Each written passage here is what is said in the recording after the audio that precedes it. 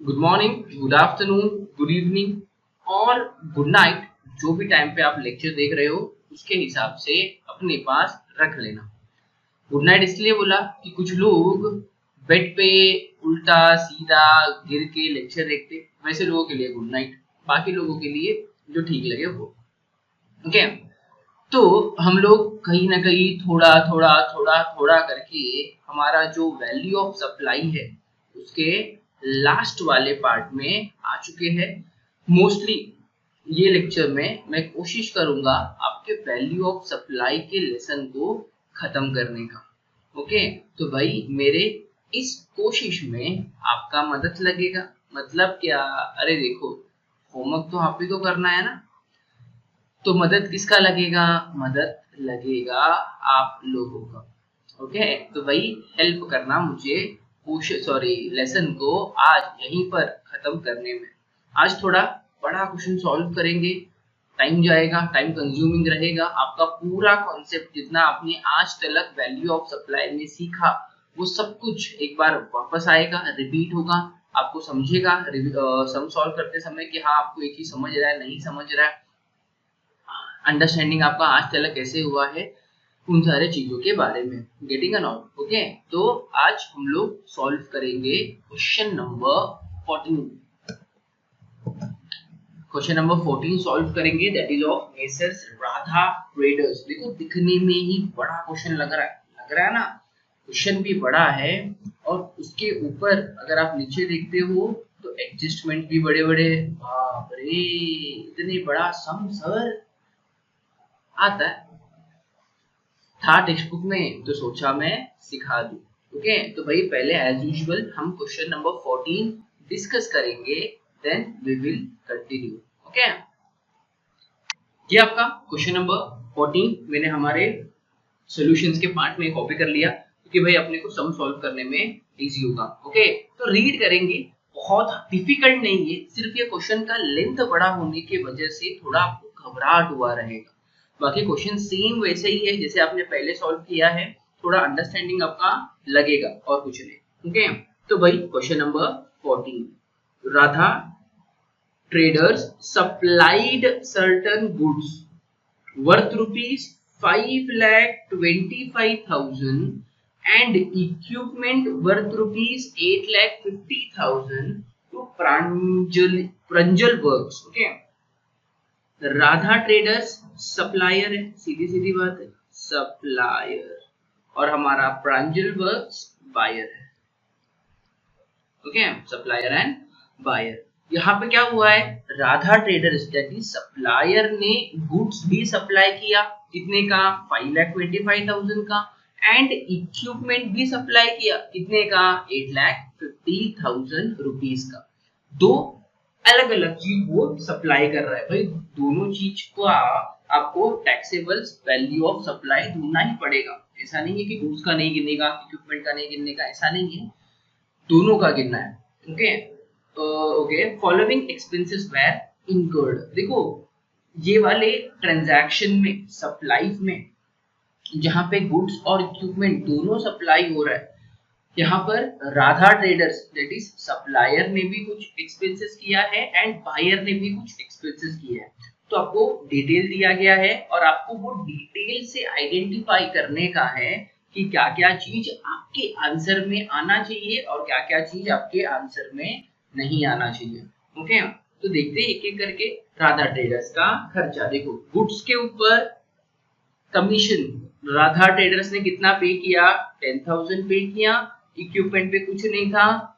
प्रांजल works ने equipment में commission पे किया 15,000 रुपए का। सेम पैकिंग चार्जेस है, इंश्योरेंस है, फ्रेट है, टेस्टिंग है, इंस्पेक्शन है, डिजाइनिंग है, प्री इंस्टॉलेशन कंसल्टेंसी है, डॉक्यूमेंटेशन है, डिलीवरी चार्जेस है। इन शॉर्ट आपने आज तक जितने टाइप का एंट्री मारा सब कुछ है यहाँ पे, है ना, सब कुछ यहाँ पे कवर किया गया है। तो ये तो क्लियर है कि राधा ट्रेडर्स वाला जो पार्ट का एक्सपेंसेस है दैट इज सप्लायर वाले पार्ट का जो एक्सपेंसेस है ये तो आएगा, ये तो ऐड होगा, उसमें तो कोई सवाल है ही नहीं, क्योंकि सप्लायर जो भी खर्चा करता है सब वो हम यूजुअली ऐड करते। लेकिन ये जो बायर वाला पार्ट है, that is of Pranjal works वाला जो पार्ट है, ये आएगा कि नहीं, ये आपको डिसाइड करना है। और इसके बारे में एडजस्टमेंट में दिया गया है। एडजस्टमेंट देखो कितना बड़ा बड़ा है, तो एडजस्टमेंट देख के हम लोग डिसाइड करेंगे। All the expenses incurred by Pranjal works were on behalf of messrs Radha trader except the testing charges. आपके सवाल का जवाब मिल गया। इंग्लिश आता है? नहीं आता है? नहीं? अरे बोलो, मुझे बताओ क्या, मुझे बताओ क्या पढ़ा मैंने अभी और उसका मतलब क्या था। उन्होंने क्या कहा कि जो भी खर्चा ये प्रांजल वाले ने किया ना, प्रांजल वर्क्स कौन था? बायर था। इसने जो भी खर्चा किया वो किसके कहने पे किया? राधा ट्रेडर्स के कहने पे किया। किसके कहने पे? राधा ट्रेडर्स के कहने पे उसने ये सारा खर्चा कर दिया। तो ऐसे केस में हम क्या करते कि अगर बायर ने सप्लायर के कहने पे कोई खर्चा किया तो हम वो सारे खर्चे को वैल्यू ऑफ सप्लाई के कैलकुलेशन में ऐड कर देते, है ना। मैंने कहा ना, देखो ये पूरे एक्सपेंसेस में कहीं ना कहीं सप्लायर का रोल था। सप्लायर ने बोला तू भर तो उसने भरा, नहीं बोलता तो नहीं भरता, सीधी बात है ना। चलो सिर्फ, हाँ और एक बात बोला, except the testing charges. Except the testing charges का मतलब क्या है? देखो यहाँ पे आप देखोगे ना, टेस्टिंग चार्जेस है यहाँ पे, यहाँ पे, यहाँ पे। प्रांजल वर्क्स ने टेस्टिंग चार्जेस के ऊपर पे किया, कुछ खर्चा किया, 1000 रुपए गुड्स पे, 1500 इक्विपमेंट पे। ये राधा ट्रेडर ने नहीं बोला था, उनका कहना है, देखो एक्सेप्ट वर्ड यूज हुआ है, मतलब राधा ट्रेडर ने उनको टेस्टिंग चार्जेस के ऊपर पे नहीं करने बोला था, वो अपने खुद के जेब से जबरदस्ती का कर रहा है। मतलब ये टेस्टिंग चार्जेस वाले पार्ट में आपका सप्लायर का रोल इन्वॉल्व नहीं है, सप्लायर आया ही नहीं। और याद है, जिसमें थर्ड पार्टी को पेमेंट करता है बायर, जहाँ पे सप्लायर पिक्चर में होता ही नहीं, आप उसको आपके आंसर में लेते भी नहीं। तो या ही ना ही ये 1000 ना 1500 टेस्टिंग चार्जेस इन शॉर्ट आपके आंसर में आएगा ही नहीं। समझे कि नहीं समझे? थोड़ा सा इंटरेस्टिंग है। आगे देखो, the packing charges paid by Mrs Radha traders were on request by Pranjali works. हम तो पैकिंग चार्जेस वैसे भी ऐड करने वाले थे, सीधी सीधी बात है। Radha traders gave a discount of ₹20,000 on equipment. देखो डिस्काउंट आएगा ना, कहाँ पे आता है डिस्काउंट? आपके फॉर्मेट में आता है लास्ट में, कितना माइनस करने का? 20,000। किसके कॉलम में? इक्विपमेंट के कॉलम में। यहाँ पे अपने को दो कॉलम बनाना पड़ेगा, गुड्स का अलग बनेगा, इक्विपमेंट का अलग बनेगा। तो इक्विपमेंट वाले कॉलम में आपको ट्रेड डिस्काउंट 20,000 रुपए माइनस करने का है। Subsidy of ₹18,000 was received on goods from central government and 20,000 on equipment from small business association।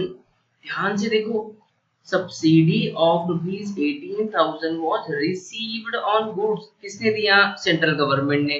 मुझे बताओ, सेंट्रल गवर्नमेंट का सब्सिडी अपन लेते क्या? नहीं लेते। मतलब गुड्स के ऊपर मिले हुए सब्सिडी का अमाउंट डैश हो जाएगा।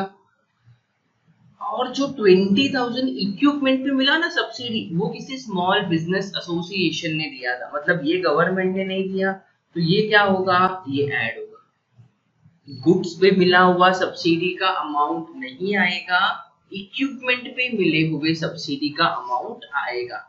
क्यों? क्योंकि गुड्स पे गवर्नमेंट ने सब्सिडी दिया जिसका अमाउंट हम नहीं लेते, इक्विपमेंट पे किसी स्मॉल बिजनेस एसोसिएशन ने सब्सिडी दिया जिसका इफेक्ट हमको लेना होता है, ऐड करना होता है।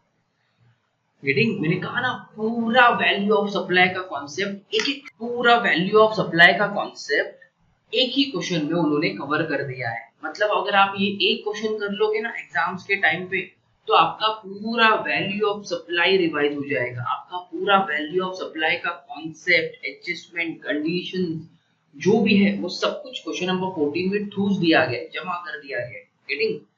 अगर इतना बड़ा क्वेश्चन आएगा तो सीधा 15 मार्क के लिए आएगा, ये 8 मार्क के लिए नहीं आएगा, इतना इतना बड़ा क्वेश्चन आपको। हाँ, price of goods include GST at 5%। अरे बाप रे, जीएसटी का भी एडजस्टमेंट है। देखो मैंने कहा ना सब कुछ आएगा, तो जीएसटी का एडजस्टमेंट कितना है, 5%। क्या बोल रहे हैं, ये जो 5,25,000 रुपीज है ना, इसमें जीएसटी इंक्लूडेड है। देखो बोला include price of goods include GST at 5%। GST at 5%, मतलब ये 5,25,000 में ऑलरेडी जीएसटी इंक्लूडेड है। तो आपको क्या करना पड़ेगा, क्रॉस मल्टीप्लीकेशन। ये आपका 105% हो गया ना। देखो ये 5% जीएसटी बोला है, तो ये कितना हो गया, 105%। तो आप क्रॉस मल्टीप्लीकेशन करोगे और आप देखोगे कि आपका 5% कितना, जो भी अमाउंट आएगा हम माइनस कर देंगे एज जीएसटी। ध्यान देना, सिर्फ गुड्स बोला है यहाँ, इक्विपमेंट नहीं बोला है। इक्विपमेंट को उन्होंने कहा GST rate applicable on equipment is 12%। मतलब सब कैलकुलेट होने के बाद लास्ट में हम जीएसटी गिनते हैं ना, वहां पे आपको 12% जीएसटी लगाने का है इक्विपमेंट के वैल्यू के ऊपर। हे भगवान, हो गया। अरे और एक है, देख लेते। Taxes other than GST charge separately bye Mrs Radha trader for goods 12,000, for equipment 21,000 add होगा। याद है, सेम ऐसे कुछ भाषा में हमने फॉर्मेट में पढ़ा है, taxes other than GST. GST के अलावा, देखो बोला taxes other than GST, GST IGST, मतलब कुछ म्युनिसिपैलिटी टैक्स ये सब रहेगा फालतू, क्या होगा, ऐड होगा। सिंपल है, सिंपल है नहीं सर, सम तो सिंपल नहीं है। अरे सिंपल है, सिर्फ रिवीजन है। अपने आज तक अगर वैल्यू ऑफ सप्लाई को अच्छे से समझा है तो आपको ये लेसन जरूर, ये क्वेश्चन आपको जरूर समझ में आएगा सॉल्व करते टाइम। ओके, तो ऑब्वियस बात है भाई, इतना बड़ा क्वेश्चन सॉल्व मुझे ही करना पड़ेगा। अगर मैं आपको होमवर्क दे दूं तो आप मुझे गाली दे के खत्म कर दोगे। ओके चलो, हम अभी इसका सम सॉल्व करते हैं।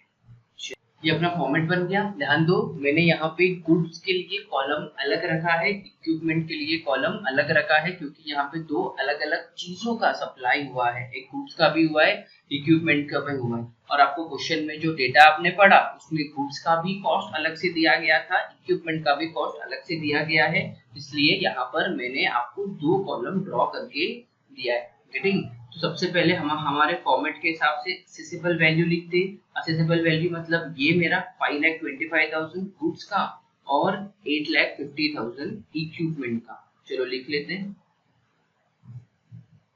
5,25,000 गुड्स का और 8,50,000 इक्विपमेंट का। 8,50,000 है ना, 8,50,000। उसके बाद जो कुछ भी है, जो भी क्वेश्चन के सीक्वेंस में है, ऐड करते जाने का, टेंशन लेने का नहीं। सबसे पहले कमीशन चार्जेस है। कमीशन गुड्स पे 10,000 है, इक्विपमेंट कुछ ने, यहाँ पे भी देखो प्रंजल बुक्स ने गुड्स पे नहीं दिया, इक्विपमेंट में दिया। मतलब यहाँ पे हम कैसे लिखेंगे, add commission charges. Commission charges कितना, देखो गुड्स पे 10,000, इक्विपमेंट पे 15,000। लिख सकते हैं गुड्स पे 10,000, इक्विपमेंट पे 15,000। आगे बढ़े, चलो। उसके बाद पैकिंग चार्जेस, गुड्स पे 7,000, इक्विपमेंट में 2,000। प्रंजल वक्त ने कुछ दिया है क्या, कुछ नहीं दिया है, तो 7,000 और 2,000 ऐड करो, प्लस पैकिंग चार्जेस कितना है, गुड्स पे 7,000, इक्विपमेंट पे 2,000, इतना ही है ना, देख लेते एक बार। पैकिंग 7,000 और 2,000। इंश्योरेंस चार्जेस, गुड्स पे 2,000, इक्विपमेंट में 8,000। प्रंजल वक्त ने कुछ नहीं दिया, आ जाओ, प्लस इंश्योरेंस, गुड्स पे 8,000, इक्विपमेंट पे 2,000। ओ सॉरी, उल्टा लिख दिया, वेरी सॉरी, उल्टा लिख दिया।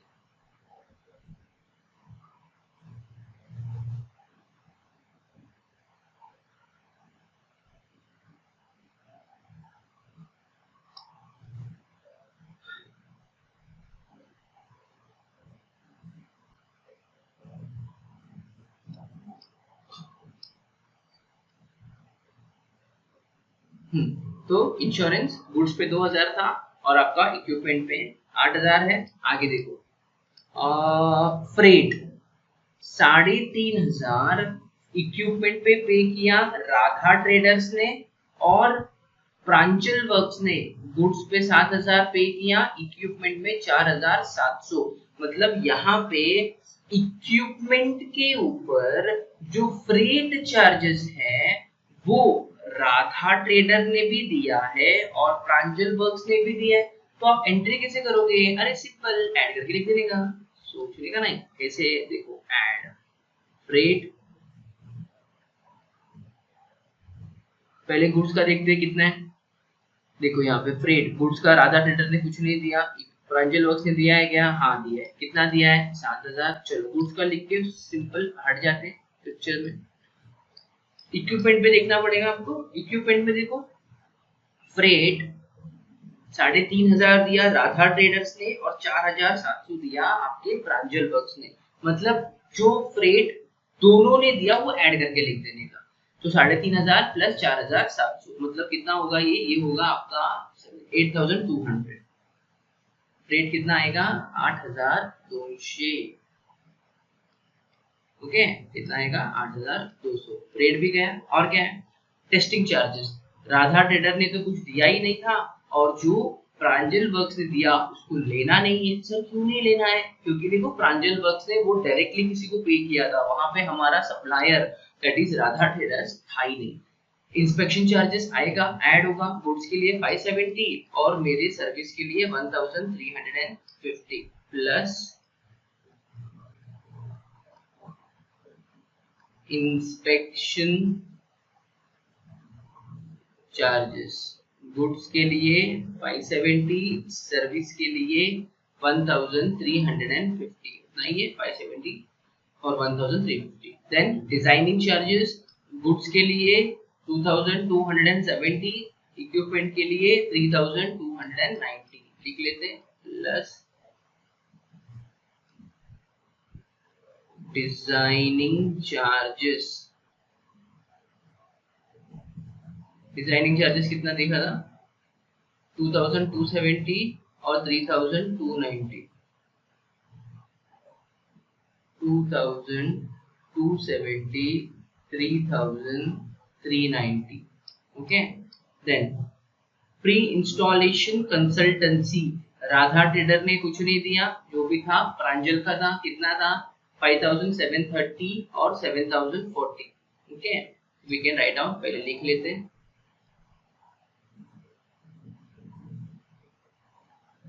Pre consultation, pre installation consultancy कितना दिया है?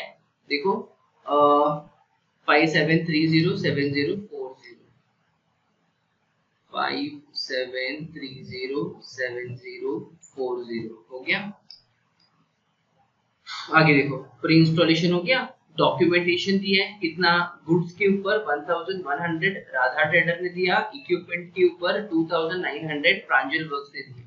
तो लिख लो ऐड डॉक्यूमेंटेशन। गुड्स के ऊपर 1100 और सर्विस इक्विपमेंट के ऊपर 2900। और कुछ डॉक्यूमेंटेशन हो गया। डिलीवरी चार्जेस 1450 इक्विपमेंट के कॉलम में आएगा, सीधा सीधा ऐड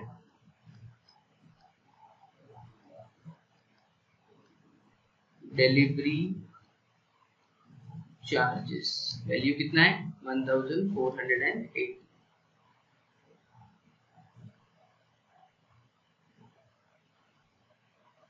चलो कॉलम वाला पार्ट हो गया। एडजस्टमेंट देखते हैं फटाफट।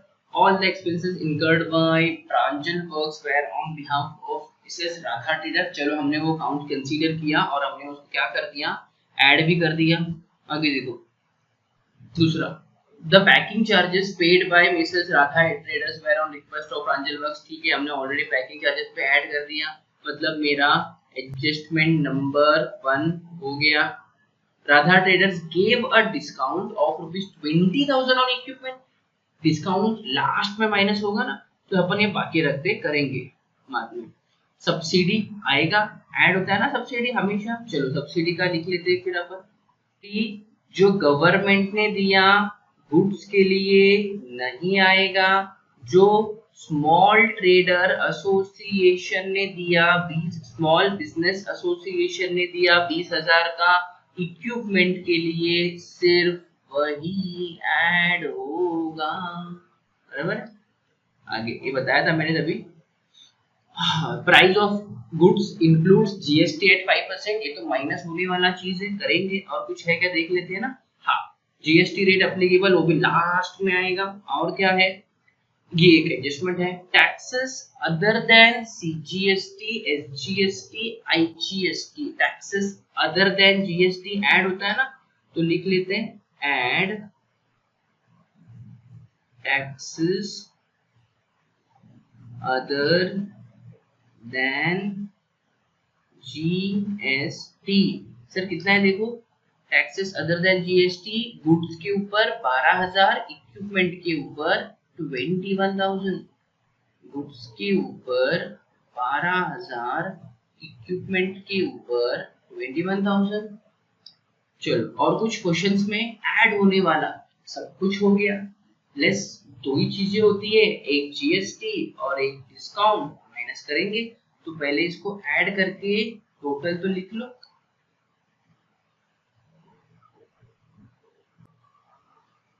चलो देखो, गुड्स का टोटल 5,72,670 आया रहेगा, और आपका इक्विपमेंट का टोटल 9,40,360 आया रहेगा। आई होप आपका भी कैलसी पे यही अमाउंट आया है। इसमें से अपन क्या करेंगे, अभी करेंगे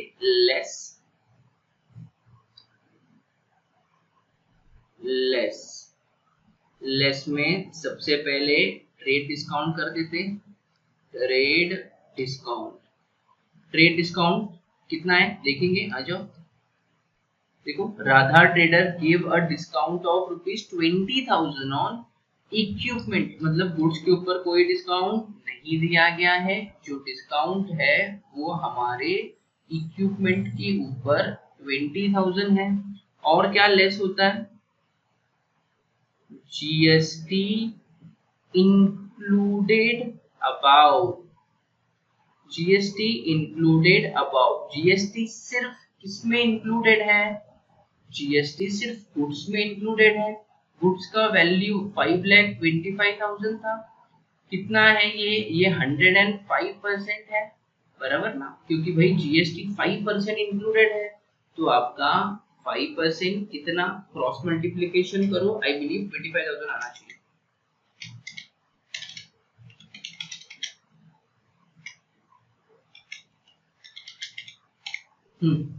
तो इसमें जीएसटी इंक्लूडेड कितना है, इसमें जीएसटी इंक्लूडेड है 25,000। बराबर, जीएसटी कितना इंक्लूडेड है, 25,000। तो और कुछ क्वेश्चन में देखो कुछ छूट रहा है क्या, नहीं सर सब कुछ ले लिया हमने। एडजस्टमेंट नंबर 1 हो गया, 2 हो गया, 3 हो गया, 4 हो गया। GST rate applicable on equipment is 5%। Last में जीएसटी कैलकुलेट करने काम आएगा। लास्ट वाला एडजस्टमेंट ये भी हो गया। चलो, तो अभी आप कैलकुलेट कर सकते हो आपका वैल्यू ऑफ सप्लाई।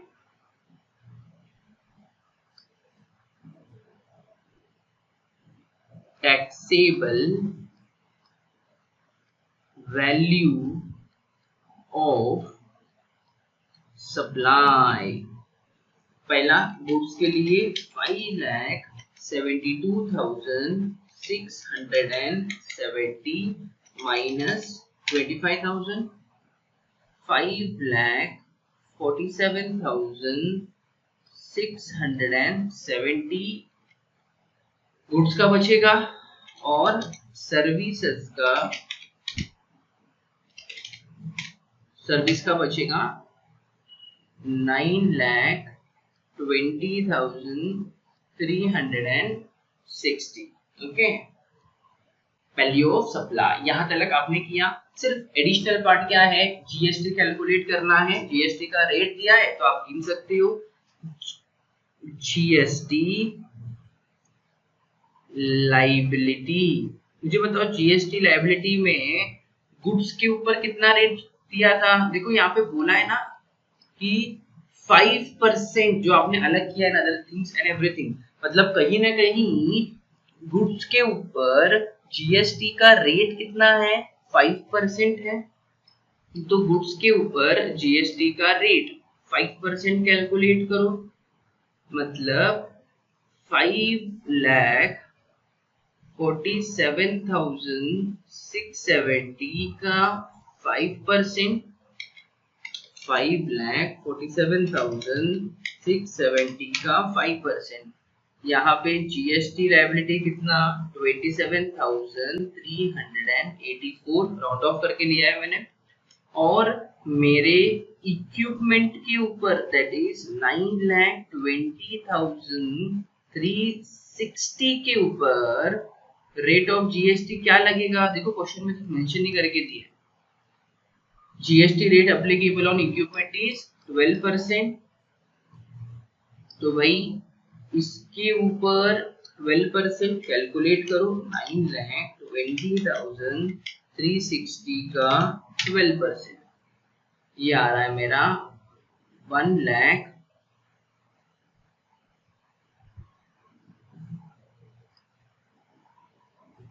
ये आ रहा है मेरा 1,10,443। ओके, ये आपका आंसर हुआ खत्म।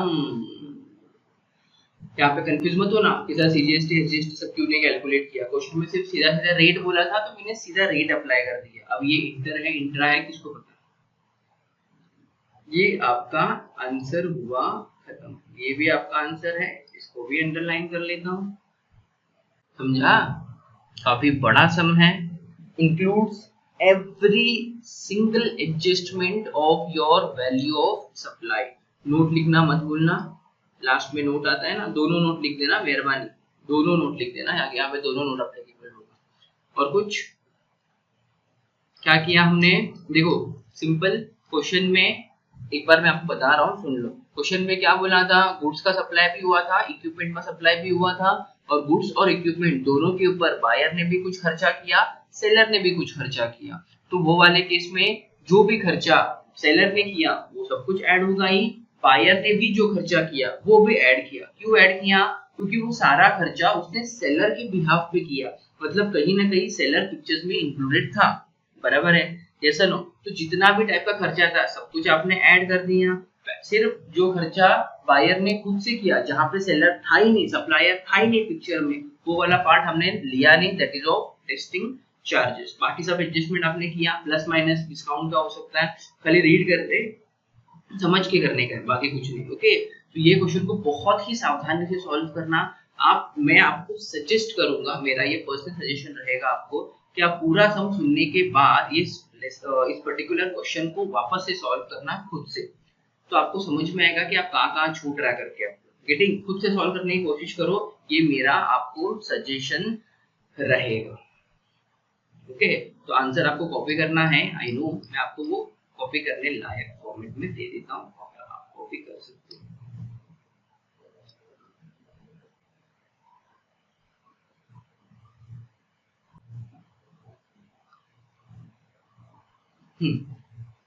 ये आप कॉपी कर सकते हो आंसर को, थोड़ा हैंड राइटिंग घटिया है, I know that, but you must adjust, no other choice. Okay, चलो पॉज करना, स्क्रीनशॉट लेना एंड कॉपी डाउन कर लेना।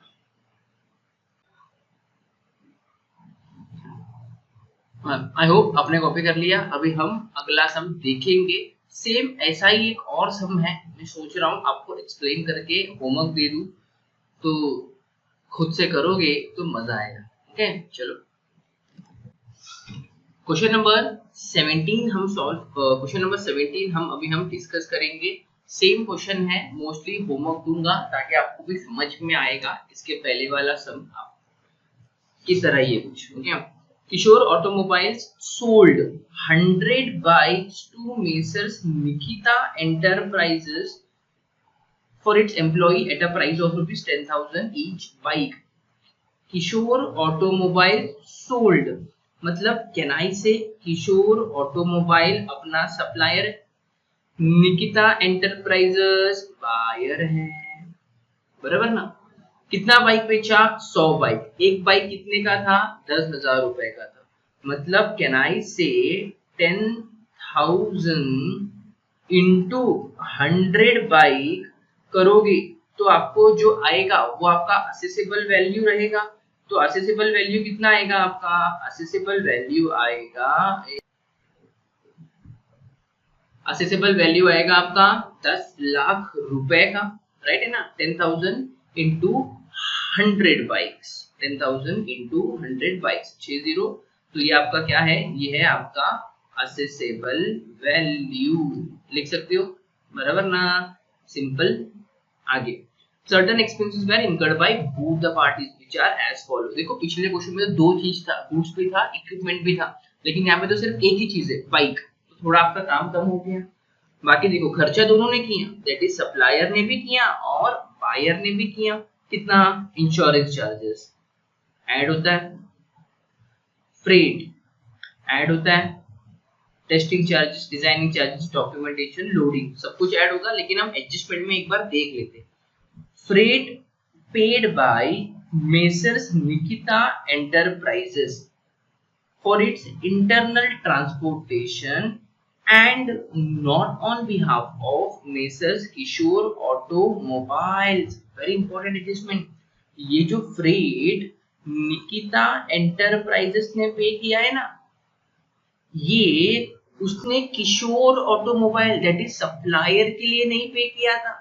खुद का खर्चा याद है वो ऋतिक वाला सम, जहाँ पे उसने ट्रांसपोर्टेशन के लिए किसी बंदे को अपॉइंट किया, जहाँ पे सप्लायर पिक्चर में ही नहीं था। सेम पार्ट जैसे पिछले वाले क्वेश्चन में जो हमने अभी किया, उसमें टेस्टिंग चार्जेस के ऊपर एडजस्टमेंट था कि बायर ने वो खुद से पे किया, वहां पे सप्लायर का रोल नहीं था। तो कहीं ना कहीं ये जो 8,000 रुपए है ये आपके सॉल्यूशन में नहीं आएगा। क्यों? क्योंकि ये किशोर ऑटोमोबाइल के कहने पे नहीं दिया गया था, निकिता एंटरप्राइज ने खुद से भरा। तो फ्रेट का जब आप लिखोगे तो वैल्यू सिर्फ 11,000 आएगा, 8,000 नहीं लेना है। और क्या बोला देखो, all other expenses were on behalf of Kishore automobile. बाकी सब कुछ, बाकी सारा खर्चा उसने किशोर ऑटोमोबाइल के नाम पे किया। तो आप लिखते जाओगे, सबको ऐड करना पड़ेगा। मतलब आप टेस्टिंग चार्जेस कितना लिखोगे सॉल्यूशन में? 7,500 प्लस 6,700, मतलब ये कितना आएगा? ये आएगा अराउंड मेरा 14,200। आपका टेस्टिंग चार्जेस कितना आएगा? 14,200। डिजाइनिंग चार्जेस आएगा 12,250 है, उतना ही आ जाएगा। डॉक्यूमेंटेशन चार्जेस 12,000 ही आ जाएगा। लोडिंग चार्जेस इन दोनों को ऐड करके लिख देने का 10,650 प्लस 8,300, मतलब ये कितना आ रहा है? ये आ रहा है मेरा 18,950। सिंपल है गेटिंग। आगे देखो, commission of rupees 17,000 was paid to Raj by Messrs Nikita Enterprise was on instruction of Kishore automobile. 17,000 का कमीशन पे किया किसने? बायर ने। किसके कहने पे? सेलर के कहने पे। तो क्या होगा? ऐड हो जाएगा। सिंपल है ना, commission add. On specific request of Mrs Nikita enterprise packing cost rupees 13,000 was incurred by Messrs Kishore automobiles. 13,000 का एडिशनल पैकिंग चार्जेस हुआ, क्या होगा? ऐड होगा। Subsidy of rupees 30,000 was received from government of Telangana. State government ने subsidy दिया, क्या होगा? Entry करने का अमाउंट नहीं आएगा, अमाउंट डैश डालो, डैश लिख के देता हूँ, ये डैश है, कुछ लोग माइनस कर देंगे नहीं तो dash. Central government subsidy dash, sorry central subsidy from Telangana government dash. Simple. Kishore automobiles paid road tax of rupees 25,000 for this sale. Kishore automobile ने पे किया रोड टैक्स। किसको पे किया, गवर्नमेंट को पे किया रहेगा। तो ऐड होगा क्या, आपके टोटल वैल्यू ऑफ सप्लाई में क्या ये किशोर ऑटोमोबाइल का 25,000 रुपए ऐड होगा क्या। देखो क्वेश्चन में तो बोला नहीं है कि उसने ये 25,000 निकिता एंटरप्राइज से वसूल किया कि नहीं किया, बट हम एज्यूम करेंगे कि उसने ये वसूल किया है, और टैक्सेस अदर देन जीएसटी करके लेते हैं ना, वो सोच के इसको लेके ऐड करेंगे। मतलब 25,000 ले लेना, वी आर एज्यूमिंग इट कि किशोर ऑटोमोबाइल ने उसको निकिता एंटरप्राइज से वसूला है, लिया है। Okay, the application rate of GST is 28%। मतलब आपका वैल्यू ऑफ सप्लाई कैलकुलेट होने के बाद लास्ट में जीएसटी कैलकुलेट करना, GST liability at 28%। Okay, minus वाला नहीं, इंक्लूडेड किधर भी नहीं हुआ है, सिर्फ कैलकुलेट करना। देखो ये वाले सम में हमने किया है ना, लास्ट में देखो ये कैलकुलेट किया, ऐसा कैलकुलेट करना। जीएसटी लायबिलिटी जितना भी आपका value of taxable value of supply आएगा उसके ऊपर 28% चार्ज करना, बस, और कुछ नहीं करना है। और कुछ दिया है क्या क्वेश्चन में, I think so it's not, या calculate the value of supply as well as tax liability. Simple simple sum है, छोटा सा है, लेकिन जो कॉन्सेप्ट लॉजिक पिछले वाले सम का ही यूज किया गया है। Getting a not. चलो मैं आपको ये वाले सम में ये वैल्यू ऑफ सप्लाई वाले लेसन का क्रंच बताता हूँ कि गवर्नमेंट ने ये लेसन बनाया, ये पर्टिकुलर कॉन्सेप्ट रखा क्यों है, क्यों वैल्यू ऑफ सप्लाई नाम का चीज आया था। देखो आपने यहाँ पे एक चीज समझा, क्या समझा कि आप जीएसटी किस पे चार्ज करते, जीएसटी जो आपका कैलकुलेट करके आया ना, टैक्सेबल वैल्यू ऑफ सप्लाई, इसके ऊपर जीएसटी लगता है ना। मतलब ये टैक्सेबल वैल्यू ऑफ सप्लाई जितना ज्यादा रहेगा उतना ज्यादा जीएसटी का अमाउंट आएगा, ये जितना कम रहेगा उतना जीएसटी का अमाउंट कम आएगा। मतलब अगर किसी ट्रेडर चाहे दिमाग लगाए तो वो क्या करेगा पता है, अगर ये लेसन नहीं होता तो वो क्या करता, वो जीएसटी के रेट को 5,25,000 पे लगा देता, बोलता अरे मेरा सर कॉस्ट तो 5,25,000 ही है तो मैं उसी पे जीएसटी लगाऊंगा। तो गवर्नमेंट को मिलने वाला जीएसटी का रेवेन्यू कम हो जाता ना। देखो 5,47,670 का 5% ऑब्वियसली ज्यादा आएगा एज कंपेयर टू 5,25,000 का 5%। तो देर इज अ चांस कि लोग क्या करते, लोग फिर बाद में अपने असेसेबल वैल्यू को छोटा रखते और अदर एक्सपेंसेस को ज्यादा करते, ताकि असेसेबल वैल्यू के ऊपर जीएसटी लगे और इनको जीएसटी भरने को कम आए। ये दिमाग लोग लगा सकते थे। इसलिए गवर्नमेंट ने क्या बोला वैल्यू ऑफ सप्लाई वाले कॉन्सेप्ट में, कि सप्लायर ने कॉस्ट के अलावा जो भी पैसा बायर से कलेक्ट किया है वो सारे पैसे को ऐड करो, जो वैल्यू आएगा वो टैक्सेबल वैल्यू रहेगा और जीएसटी वो फाइनल वैल्यू पे लगेगा, ना कि आपकी कॉस्ट पे या फिर असेसेबल वैल्यू पे। तो ये जो लोग टैक्स के चोरी करने के लिए दिमाग लगाते थे ना, वो ऑटोमेटिकली बंद हो गया। गेटिंग, ये रीजन है वैल्यू ऑफ सप्लाई करने का, कि आपका टैक्सेबल वैल्यू करेक्ट रहे ताकि गवर्नमेंट को राइट अमाउंट के ऊपर जीएसटी लग के जीएसटी का रेवेन्यू मिले। ये रीजन है। Getting getting getting getting getting इसके लिए देखो हम लोग जो भी चीज सप्लायर वसूल करता है ना बायर से, वो सब ऐड करते हैं। क्यों, ताकि right amount of taxable value of supply मिले। गेटिंग नॉट, समझ रहे हैं आपको। इसके लिए मैं कहता हूँ कि जो भी सप्लायर ने बायर से कलेक्ट किया सब ऐड करो ऐड करो ऐड करो ऐड करो ऐड करो, इसलिए कहता हूँ, और कोई रीजन नहीं है। ओके, इसके लिए कभी कभी सप्लायर बोलेगा बायर को कि तू मुझे मत दे, मेरे बिहाफ पे किसी दूसरे को दे दे, वो भी ऐड करना पड़ता है। क्यों, ये भी शानागिरी कर सकता है ना सप्लायर आपका, बोलेगा अरे मुझे देगा तो टैक्स लगेगा, सीधा सीधा थर्ड पार्टी को दे देना तो टैक्स नहीं लगना चाहिए, ऐसा सोच सकता है। तो गवर्नमेंट ने भी ये सोचा और बोल दिया कि अगर सप्लायर के बिहाफ पे बायर ने किसी थर्ड पार्टी को पैसा दिया वो भी ऐड होगा। समझ रहा है, समझ रहा है। जैसे देखो यही वाले क्वेश्चन में ऊपर भी वो सीन आया था, मैं आपको बता देता हूँ। देखो ये वाला चीज में पैकिंग चार्जेस तो हटाओ, कहाँ गया, कहाँ गया?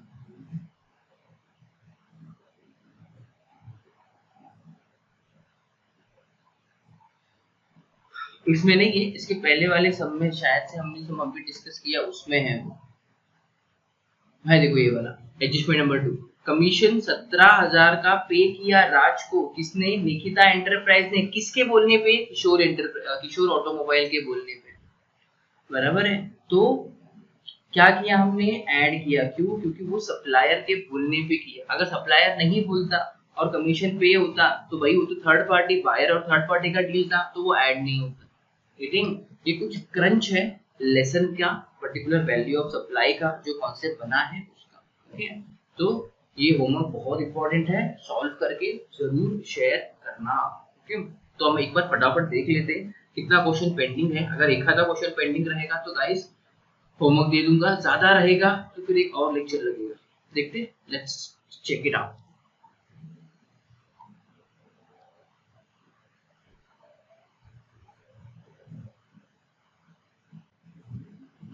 दो ही क्वेश्चन पेंडिंग है गाइस, होमवर्क कर सकते हो। सिर्फ क्वेश्चन से जो पेंडिंग है वो आपको मैं एक बार डिस्कस करके दे देता हूँ, you kindly look for the homework. ठीक है, चलो। Swara entered into a contract with Miss Asha for supply of machine. Swara यहाँ पे कौन है, स्वरा यहाँ पे हमारी सप्लायर है। Okay,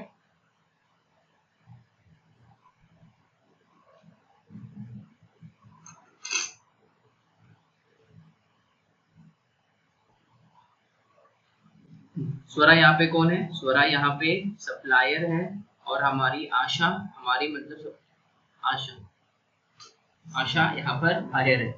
okay, calculate the value of supply. चलो देखते हैं फटाफट।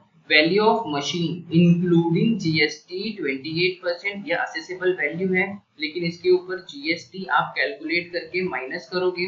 16,64,000 कितना है आपका, ये आपका 128% है, तो आपका 28% कितना, जो भी अमाउंट आएगा जीएसटी का वो आपका क्या होगा, माइनस हो जाएगा। Okay, taxes other than GST charge separately by Swara, क्या होगा, ऐड होगा 75,000 straightforward. Expenses incurred by Mrs Asha on behalf of Swara. Okay, Asha ने स्वरा के बिहाफ पे कुछ खर्चा किया है। Pre installation consultancy commission designing, यहाँ से लेके यहाँ तक तीनों क्या होगा, ऐड हो जाएगा। Other information, subsidy received from central government, dash आएगा, डैश लिख के देता हूँ, डैश आएगा। Subsidy received from Bombay merchant association, add होगा। Customised packing charges paid by Swara on request of mister Asha, क्या होगा, ऐड होगा। ऑलमोस्ट गाइस डिस्कस किया हुआ एडजस्टमेंट की है, तो मैं बहुत इन डीप जाके नहीं बता रहा हूँ, हो गया, खत्म हो गया। देखो ये रिसेंटली आया हुआ क्वेश्चन है, नवंबर 2019 बैफ को आया हुआ, बैफ को आया हुआ क्वेश्चन नवंबर के एग्जाम्स में, मतलब एक साल पहले पिछले साल का पेपर में आया हुआ क्वेश्चन है। देखो आप कर पा रहे हो सब एग्जाम्स में आए हुए क्वेश्चन को आप कर पा रहे हो, समझ पा रहे हो, मतलब you are in the right way. Okay, तुम कर लेना एंड शेयर करना। ये देखो एक्सॉन ट्रेडर्स, एक्सॉन ट्रेडर्स हमने किया है, एक्सॉन ट्रेडर्स हमने कर लिया। राधा वाला हम अभी किया। क्वेश्चन नंबर 15 शायद से पेंडिंग है, देख लेते हैं।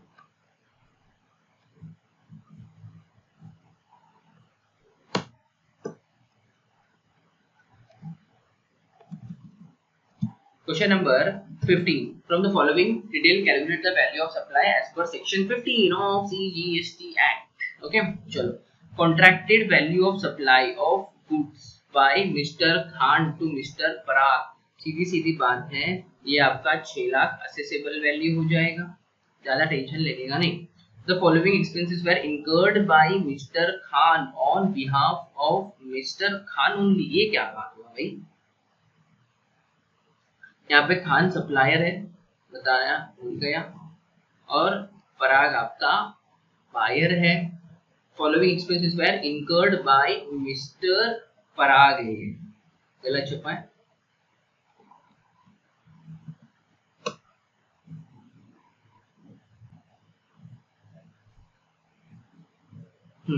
On behalf of mister Khan क्या होगा, सीधी सीधी बात है, ऐड हो जाएगा। Other information, delivery charges paid to Pandu by mister Parag on instruction of mister Khan. Khan included है पिक्चर में, मतलब सप्लायर है इंक्लूडेड, ऐड हो जाएगा, सीधी सीधी बात है। Additional packing charges paid bye mister Khan, add हो जाएगा, खत्म। 4 लाइन का तो आंसर है, नोट लिखना मत भूलना। तो भाई स्क्रीनशॉट ले लो इसका। लिया कि नहीं लिया? आई होप लिया जरूर रहेगा अच्छे अच्छे।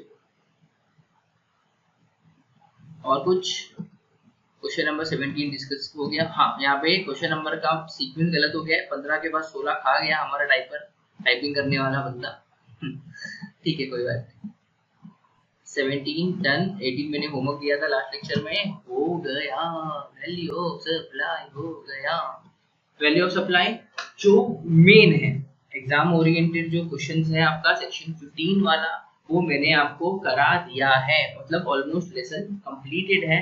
मैंने आपको लेक्चर के इंट्रोडक्शन में कहा था ना एक बात कि भाई, हाँ क्या कहा था कि सेक्शन 15 के अलावा भी अगर ट्रांजैक्शन रिलेटेड पार्टी के बीच में हुआ है या फिर ट्रांजैक्शन में प्राइस इंक्लूडेड नहीं है, बार्टर एक्सचेंज है, तो एक जीएसटी का अलग रूल्स अप्लीकेबल होता है। उसके ऊपर कुछ बेसिक सम्स अगर मुझे टेक्स्ट बुक में मिला तो मैं जरूर कुछ आने वाले लेक्चर्स में करा के दे दूंगा, नहीं मिला तो ये आपका फाइनल है। एग्जाम में आपको आने वाला क्वेश्चन मैंने पूरा कवर करा दिया। सेक्शन 15 इज इम्पोर्टेंट और वो हमारा हो चुका है, एंड उसके अकॉर्डिंगली मोर देन इनफ सम हमने सॉल्व किया है। नियरली आई एम सेइंग हमने 17 सम सॉल्व किया है, व्हिच इज फार बिहाइंड। मतलब आपके टेक्स्ट बुक में भी अगर आप देख लेते हो तो गिन के 5-6 सम रहेगा, मनन में भी और सेट पब्लिकेशन में भी हमने 17 क्वेश्चन सॉल्व किया है। सारा टाइप का मैंने कवर करने का कोशिश किया है गाइस। तो मैं आपको अभी के लिए ऑफिशियली वैल्यू ऑफ सप्लाई खत्म हो गया बोल रहा हूँ, बट फिर भी नॉलेज के लिए वो रूल्स वाला कभी एक आधा दिन प्रोवाइड करूंगा। Okay, let's see to it. वो लेटेस्ट स्टेज पे पहले आप इसको अच्छे से सीखो, होमवर्क वगैरह कर लो। आज थोड़ा ज्यादा होमवर्क दिया है मैंने, लेक्चर भी थोड़ा बड़ा है अपना आज का, तो प्लीज ध्यान देना। ओके, कुछ डाउट रहे तो मैं जिंदा हूँ, मुझे भूल मत जाना, बस उतनी मुझे याद रखना। Bye, thank you, take care.